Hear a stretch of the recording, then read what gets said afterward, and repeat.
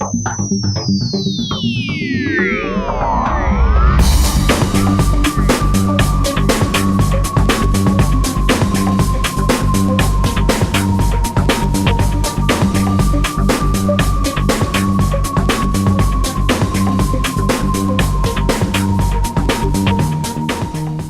and welcome to Portland State University's Careers in Criminal Justice Orientation Series.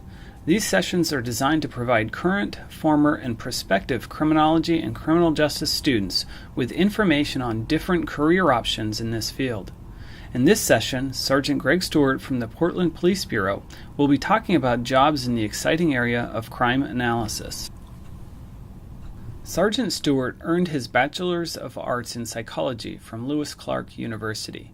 He is currently attending Portland State University, where he is taking graduate courses in criminology and criminal justice and undergraduate courses in statistics. Sergeant Stewart was a street officer for many years before transitioning into the role of supervising sergeant in the Bureau's Domestic Violence Reduction Unit. Sergeant Stewart currently works in the Crime Analysis Unit for the Portland Police Bureau. This is where he conducts and supervises the analysis and dissemination of criminal justice data. Specific activities that he's engaged in include mapping crime data, statistical analyses, trends and forecasting, reports for patrol officers, and he also conducts research as requested for command personnel. We'd like to welcome Sergeant Greg Stewart to this session. Sergeant Stewart, I'm wondering if you could start off by telling us a little bit about how you got into this field. I got into this field. I worked 11 years both in uniform and as a sergeant, just a regular police officer. I then began in supervising an investigative unit which focused on domestic violence. Through my contacts with that unit, I was exposed to the Portland State Criminology program, and we had a partnership with them. And just in the course of my contact with Portland State University, I became very interested in both intelligence-led and problem-oriented policing. These ideas led me to kind of revisit an interest in statistics, computers, GIS technology, which for folks who don't know is graphic information systems or mapping.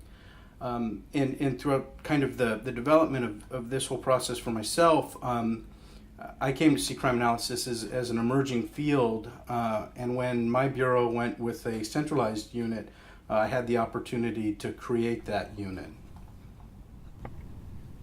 The next question that we'd like Sergeant Stewart to address is, what does a typical day working in crime analysis look like? Within our unit, a typical day might consist of reviewing statistical data. There's a very high demand both from patrol, the media, the public, to know what is going on, and folks tend to count sometimes too much the numbers of various crimes. And then there is a real emerging field of predictive analytics that focuses more, rather than counting past crimes, using various statistical techniques to forecast future crimes. And that's both very, very interesting and potentially very useful. So we'll engage in that kind of activity.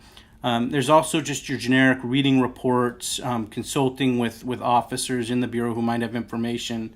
And again, I said we do a lot of mapping. I would say on almost any given day you're producing some kind of map or working on some map. The beauty of the maps is that they allow you to pass on so much information in a relatively concise document, which is really important for street officers. We'll also do generic data analysis, perhaps looking at gang membership or any sort of some sort of fiscal crime. And then this all culminates in basically the creation of reports, be it maps or written reports or PowerPoints for different Bureau members. Sergeant Stewart, what do you think are some of the best things about your current job or working in crime analysis in general? This has been a fabulous opportunity for me, and some of the things I've really enjoyed about it is, one, I get to be at the center of a metropolitan police department, and I get to know what's going on, and I'm lucky enough to work for an organization where, as a relatively low-ranking member, I can have a huge impact both organizationally, directly, and then indirectly I can make people's lives better. It was difficult for me leaving the street because you didn't have my impact now is much less direct than when I was working in a patrol car contacting people on a daily basis, which is the downside. However, on the upside, the impact I have in my current position is an immensely larger impact in my current position than before. I'm also blessed with a great deal of autonomy, and just having worked with crime analysis from different jurisdictions, one of kind of the universals of crime analysis is your command will ask for things, officers will ask for things, detectives will ask for things, but nobody really knows what you're doing, so nobody tells you how to do it, which is makes for a really, really fun job. You might get a project, but rather than having kind of ABC steps, you're allowed to figure out how best to complete that project, and that's it actually allows for a lot of creativity in how you do things. Some of the other benefits are just the learning and variety in any given day, and this kind of goes along with the autonomy. People will ask for different things, or they might want different products, but really, generally speaking, they don't know how those are created, or sometimes even exactly what they want. So you get an opportunity. I mean, basically, you get paid to go in and learn and develop skills and try new things, and it allows for you to constantly improve yourself.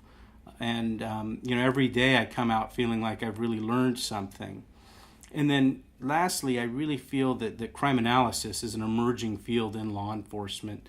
It requires some really specialized sub-skills, and to get to be on the front end of that is very exciting. Sergeant Stewart, I'm wondering if you can tell us what kind of skills or knowledge do people need to be able to work effectively in this field? First off, and this goes, for most jobs, but particularly for an analyst who's basically imparting information, is you need the ability to communicate, both in writing and orally. I present a lot of PowerPoint presentations to command, or going over maps with command, and then disseminate a lot of information bureau-wide just via written reports. So you need to be able to concisely impart information to a wide audience. You need critical thinking skills, and that's again goes back to the autonomy piece, because you're tasked with these various projects. You need to be able to approach each of these projects and work your way through them and avoid some of the pitfalls. We often talk about in our line of work, this confirmation bias. If you go into crime analysis looking for patterns, you're going to see them.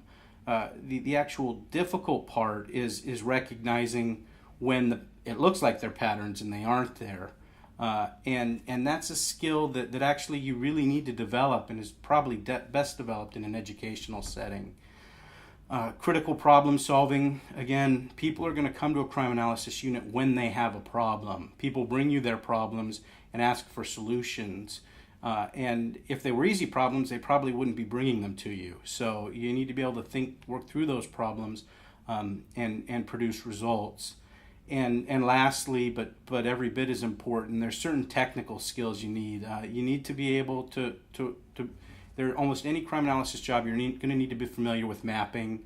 You're going to need to know statistical analysis. You're going to need some level of skills in operating or familiarity with databases, because that's where really your bread and butter is going to be in taking that data that's locked away. Police bureaus across the board have just a phenomenal amount of data stored away, but are generally not very good at taking that data and producing products that can improve their efficiency. And this would be, your job as a crime analyst is to serve as that link between the data and the person in the patrol car to help them do a better job. If somebody was interested in getting a job in this field, how would they go about doing that, Sergeant Stewart?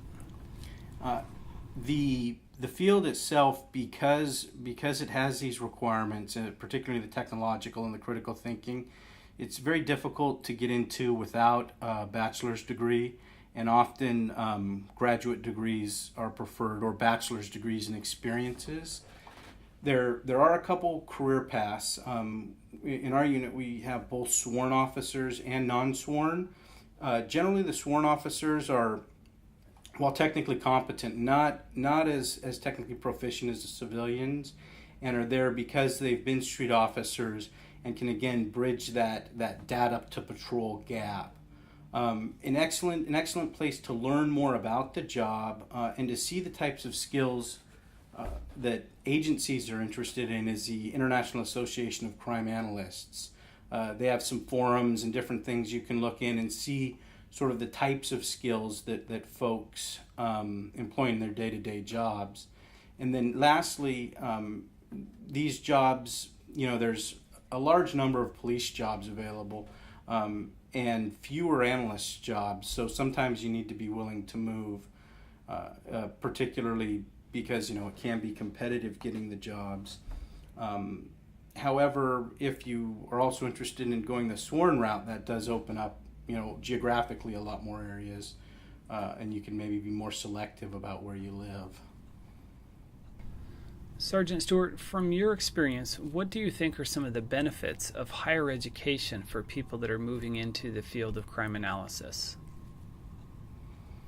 For me, the benefits of a higher education have been, well, one, most police departments at a minimum prefer a bachelor's degree. Some of them require it, and even those that don't require it, lots of them have a certain number of credit hours as a minimum. And certainly if you were going into crime analysis as an officer, actually going the sworn route, having an education would be essential. Because without that, it's going to be very difficult to develop the skills. And beyond just skills, the mindset or the attitude necessary for this type of work. As I mentioned before, one of the dangers of crime analysis is that you are paid to detect patterns. Unfortunately, there's this very human bias to see patterns often where none exist. And a formal education can help in developing the intellectual discipline to refrain from just out and out seeing patterns where really they aren't there, and that's probably the greatest danger of the greatest potential professional pitfall for crime analysts. Also, because most of these jobs are civil service, the education itself is going to provide your employers proof that you have certain competencies that they're looking for, which can speed either the hiring process or the promotion process once hired. And then lastly, and this gets back to that concept of being disciplined intellectually, is throughout the process of obtaining a college degree or like a postgraduate degree, you have to develop certain thinking skills that are really beneficial for somebody who wants to go into analysis. Sergeant Stewart, thank you very much for handling those initial questions. We want to move now into a question and answer session.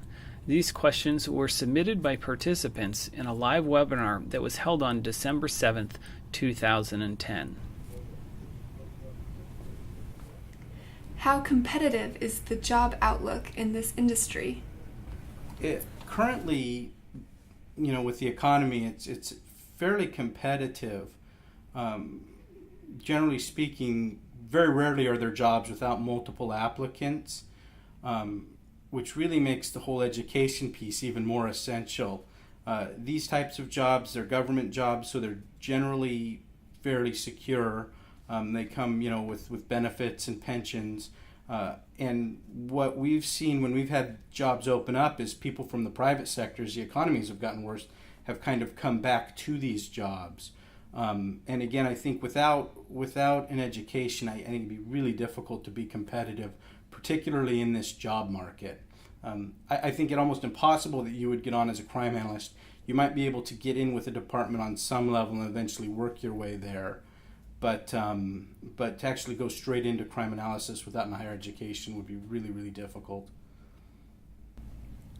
Are there internships available in this field? Yes, we've got several interns right now, and we've had over the years a different number. Over the years we've had, I can't even think, I'm probably up to 6 or 8 interns I've had in the last few years. I should say, yes, we have interns, but now none are available. They're all filled up. But we regularly take on interns, and there's a fair amount of turnover in that kind of program. Do you find your work rewarding and fulfilling? I go home every day and joke that I can't believe they're paying me to do this. I had kind of a unique career path in that I did spend so long kind of on patrol and working really not in analysis, and came to it kind of later in life. But every day like I said, there's 5 of us in my unit, and we go in, and it's great. We get to produce products that are really valued in the organization. And again, I'm sure it varies from location to location, but we do a lot of cooperative work where we have a lab area where the 3 or 4 or 5 of us who are available will go in there, and we'll team tag problems, and it's a great work environment. It allows us to kind of collectively utilize our skills, and again, I personally couldn't see myself doing anything else. And again, if I won the lottery tomorrow, I would still show up for work because it's really fun. And again, I'm often just sitting there, can't believe they pay me to do it. Do you need experience right out of college to get started in a career in crime analysis? I'm not. I wish I was better versed in what some of the smaller jurisdictions are like. I know people who right out of college have gotten into the field and have been able to get the necessary work experience. However, with an undergraduate degree, I think it would be competitive to work at a bigger location. However, there's when again, and I would strongly recommend your students or potential students to research this on the web. There are a number of smaller jurisdictions where you can kind of build the necessary experience to move on. And that's actually pretty common across the police work field. There's a lot of folks, even on the sworn side, who start at a smaller jurisdiction and then kind of move up, not within the organization, but move to a different organization that's more in line with what they want, and then progress professionally, which I would suspect would be the route you would go with just an undergraduate degree. Is your position in crime analysis strictly a 9-to-5 job, or do your hours vary by when or where you are needed?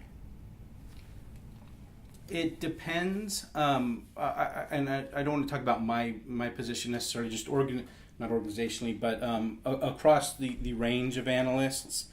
Certain analytic positions are going to be more are going to be 9 to 5. Again, generally more administrative. Certain investigative types of analysis, you could end up on a much less regular schedule.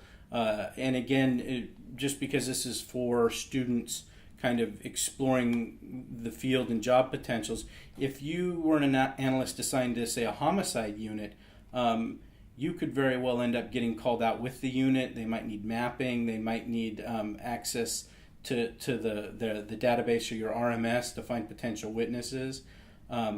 Anything's possible. However, the bulk of the time you would still be 9 to 5, which is again actually the bulk of what most detective units work. So, but depending on your job, you could end up getting called out at weird hours. That would be a possibility. Can you tell us one of your favorite experiences or stories of how being in your position helps your agency or an individual? I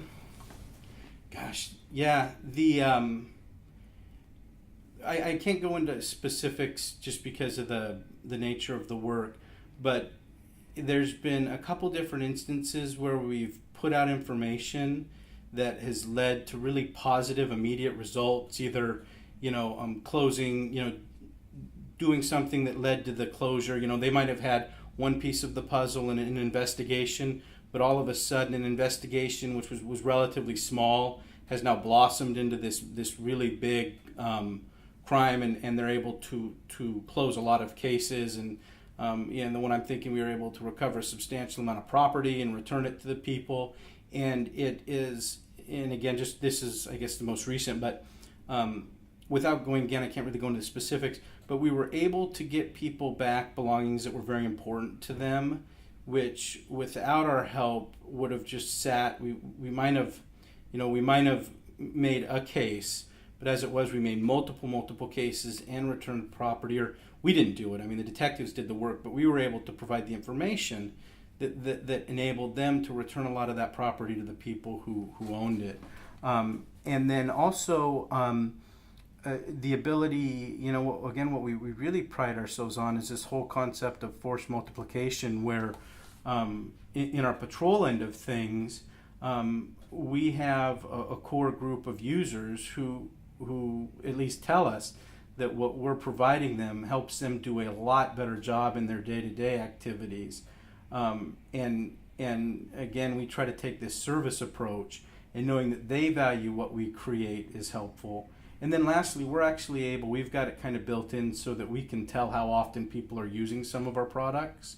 And it's always fun to put out a product and just see how much use it's getting. To be able to see, I had 170 users of, maybe you make a map and you have 170 users access that to and that in a certain extent, just via the fact that they're accessing it, means that what you've done is important to them.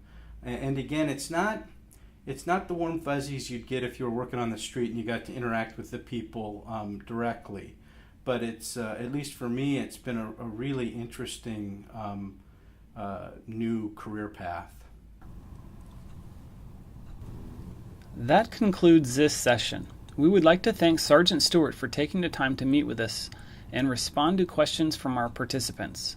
If you would like to learn more about Portland State University's criminology and criminal justice fully online and campus programs, please visit the websites shown here.